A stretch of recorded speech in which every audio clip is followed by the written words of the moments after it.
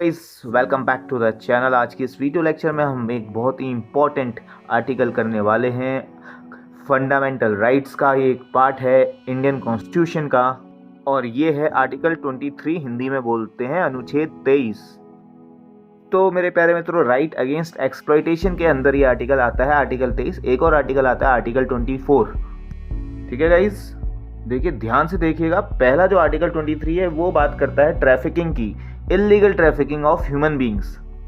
तो guys article 23 कहता है prohibition of traffic in human beings and forced labour.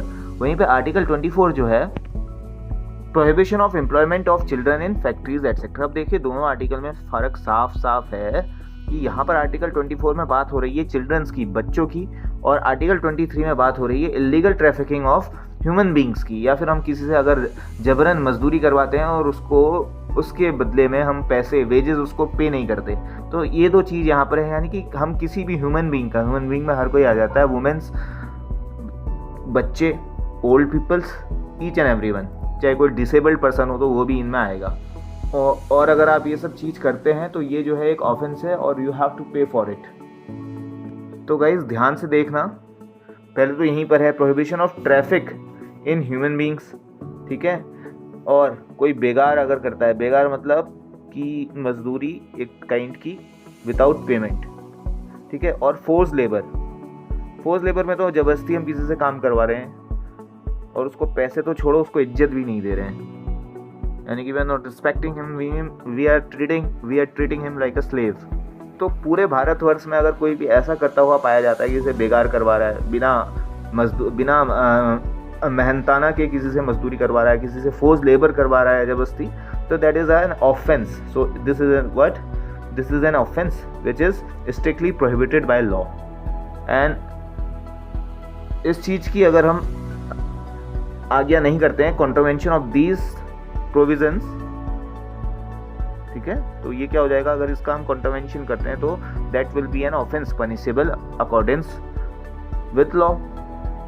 तो ये क्या हो जाएगा, contravention of this provision will result to an offence, एक अपराध हो जाएगा और इसके लिए अकॉर्डिंगली फिर आपको ट्रीट किया जाएगा। गाइस बात करते हैं इसकी एप्लीकेबिलिटी की, यानी कि ये किस किस पे एप्लीकेबल होगा, एप्लीकेबिलिटी। सो ये जो है सिटीजन्स पे तो होगा ही होगा और नॉन सिटीजन्स पे भी होगा। ऐसा नहीं है कि कोई इंग्लैंड से आ रहा है, कोई कोरिया से आ रहा है और उसको हमने यहाँ पे कैप्चर कर लिया, तो दैट इज ऑल्सो स्ट्रिक्ट जो है, that is also a great big offence.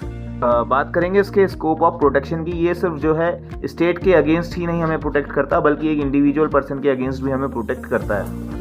तो देखिए आर्टिकल 23 में जो बेगार है वो तो स्ट्रिक्टली प्रोहिबिटेड है, ठीक है। तो ये देखिए जबरन काम कराना, force labour, that is strictly prohibited. Service without any payment, बिना पैसे के आप किसी से काम कराते हैं, वो भी it is strictly prohibited. Compulsory work without remuneration, बिना परिश्रम के आवश्यक काम, ये भी जो है प्रोहिबिटेड है। फिर चाहे आप 18 प्लस से करवा रहे हैं, 18 माइनस से करवा रहे हैं, 18 साल से ऊपर, यानी कि माइनर से करा रहे हैं या मेजर से काम करा रहे हैं, तो दैट इज स्ट्रिक्टली प्रोहिबिटेड। अब जरा ध्यान से देखना, ट्रैफिक इन ह्यूमन बींग्स में, यानी कि मानव व्यापार में क्या क्या आता है। इसमें आता है इंसानों का सामानों की तरह, नॉर्मल गुड्स की तरह सेल और बाय करना, selling and buying of human beings like goods. अब इमोरल ट्रैफिक किसका, वुमेन और चिल्ड्रन का, और इसमें प्रोस्टिट्यूशन भी इंक्लूड होगा, वैश्यावृत्ति बोलते हैं जिसे, और इसमें देवदासी भी इंक्लूड होगा। देवदासी एक प्रथा थी पुराने टाइम पे, प्राचीन काल में, जब किसी के घर में कोई फीमेल का बर्थ होता था, तो what they used to do, जो प्रैक्टिस कॉमन चली आ रही थी, वो किसी जो आसपास आपके मंदिर है, मंदिर के जो पुजारी हैं, मुख्य पुजारी, उनको वो ये दान में दे दिया करते थे देव, और वो वहाँ की दासी बन के रहती थी। वो पूरी अपनी लाइफ जो है मंदिर को डिवोट कर देती थी, देवदासी सिस्टम उसे कहते हैं। और स्लेवरी तो आपको पता ही है कि किसी भी फॉर्म में अगर आप बिना किसी को पैसे दिए कुछ भी ऐसे करवा रहे हैं तो दैट इज अ स्लेवरी। तो गाइस जब अब ये सब चला आ रहा था तो पार्लियामेंट ने 1986 में एक एक्ट पास किया। एक्ट का नाम था कि ये suppression of immoral traffic in womens and girls act 1986 for punishing this human traffic. ठीक है, तो महिलाओं और लड़कियों के अनैतिक व्यापार का दमन के लिए एक अधिनियम बनाया था 1986 में, जिसको बोलते हैं traffic suppression of immoral traffic in womens and girls act 1986। तो ये तो एक एक्ट पास किया गया था, आप समझ सकते हैं। इसको जब खोलेंगे तो आपको उसके प्रोविजंस मिलेंगे। फिर बात करते हैं बॉन्डेड लेबर की, हिंदी में बोलते हैं बंधुआ मजदूरी। तो इसका सिंपल मतलब ये होता है कि किसी पर्सन को काम उसके विल के अकॉर्डिंग, उसके विल के अनुरूप, यानी कि उसके इच्छा के अनुरूप आप उससे काम करवाते हैं। यानी कि अगर आप किसी भी पर्सन को कंपेल करते हैं काम करने के लिए और उसकी कोई विल भी नहीं है वहाँ पे, उसकी इच्छा के अनुसार आप उससे काम करवाते हैं, तो दैट इज बॉन्डेड लेबर। तो यहाँ पर जो मैंने आपको अभी ऊपर बताया था फोर्स्ड लेबर, तो वो जो फोर्स है इसमें क्या इंक्लूड होगा, ना ही सिर्फ physical force but at instance. एक तो लीगल फोर्स भी हो सकता है, ठीक है, एक फिजिकल फोर्स भी हो सकता है, और एक जो है इकोनॉमिकली अगर कोई जो है उतना ज़्यादा सेफ नहीं है, यानी कि इकोनॉमिकली वीक है, तो उसके इकोनॉमिक सर्कमस्टेंसेस को देखते हुए अगर हम किसी से कोई काम करवाते हैं और वो उसकी इच्छा के अनुकूल होता है, उसके इच्छा के प्रतिकूल होता है, अनुकूल तो इन फेवर हो गया, उसकी इच्छा के प्रतिकूल होता है, तो दैट इज फोर्स लेबर। ठीक है, तो इसके लिए एग्जांपल आपको मैं देता हूँ, working for less than the minimum wages. देखो मिनिमम वेजेस एक्ट है ना कि यार इतना अमाउंट तो मिलेगा ही मिलेगा। जैसे जस्ट फॉर एन इंस्टांस 300 रुपये दिन की दिहाड़ी तो मिलेगी, जस्ट फॉर एन इंस्टांस। अगर 300 ना दे के जो ठेकेदार है वो 200 दे रहा है किसी को, वो भी क्या है, फोर्स लेबर है। तो इसके लिए लेबर कोड्स बने हुए हैं। One can move to the labour codes for the enforcement of their rights.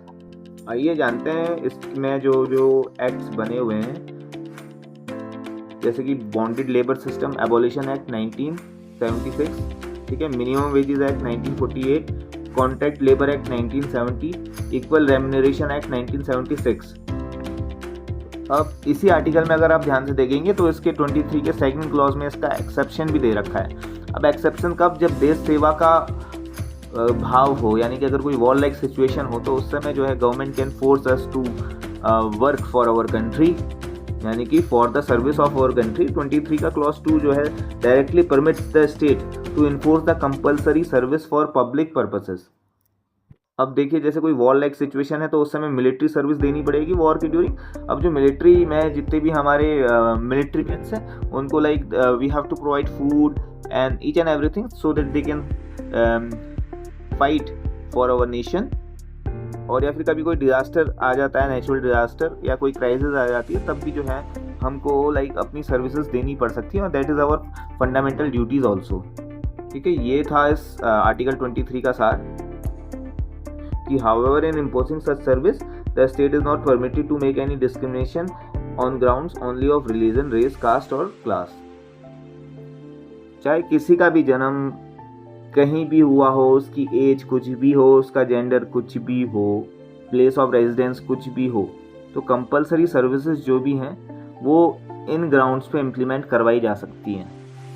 सीधा सा समझ लीजिए, अगर हमारी कंट्री का किसी दूसरी कंट्री से वॉर हो गया तो ऑन दैट पर्टिकुलर सिचुएशन हम ये नहीं देखेंगे कि इसका जेंडर क्या है, एज क्या है, बेसिकली हमारा फंडामेंटल ड्यूटी भी होना चाहिए। तो देखिए लास्ट जो इसमें पॉइंट है यही है, रिफ्लेक्शन ऑफ फंडामेंटल ड्यूटी। तो इट सिंपली सोज जो आर्टिकल 23 का क्लॉज 2 है, this clause reflects in article 51 clause A as a fundamental duty of citizen that it shall be duty of every citizen of India to defend the country and render national service when called upon to do so। ठीक है, simple सी बात है, fundamental duty भी हमारी बनती है अपनी country को प्रोटेक्ट करने के लिए। चलिए बात करते हैं वो आर्टिकल 24 की, this is prohibition of employment of childrens. तो ये जो है ना 14 साल से नीचे के बच्चों का जो एम्प्लॉयमेंट है किसी भी फैक्ट्री में, उस चीज़ को स्ट्रिक्टली प्रोहिबिट करते हैं। और जितनी भी हैजार्डस एक्टिविटीज़ हैं जैसे कंस्ट्रक्शन वर्क है, रेलवेज में माइनिंग वगैरह होता है, ये सब उसमें जो है 14 साल से कम के बच्चों का स्ट्रिक्टली प्रोहिबिशन तो है ही है। इसका एक्सेप्शन ये है कि अगर कोई डोमेस्टिक सर्वेंट की तरह काम करता है बच्चा, अगर उसका कोई भी लाइक टेक केयरिंग करने वाला नहीं है, केयर टेकर नहीं है, पेरेंट्स नहीं है, तो इनको एक्सेप्शन ये मिला है कि हैजार्डस एक्टिविटीज़ में वर्क ना करके ये कोई डोमेस्टिक जगह पे काम कर सकते हैं जो होमलेस हैं, ठीक है, और इनोसेंट वर्क्स हैं, तो ये कहीं ना कहीं तो काम करेंगे अपने जीवन यापन करने के लिए। बेसिकली आर्टिकल 24 क्या है? This is the article which eliminates child labour.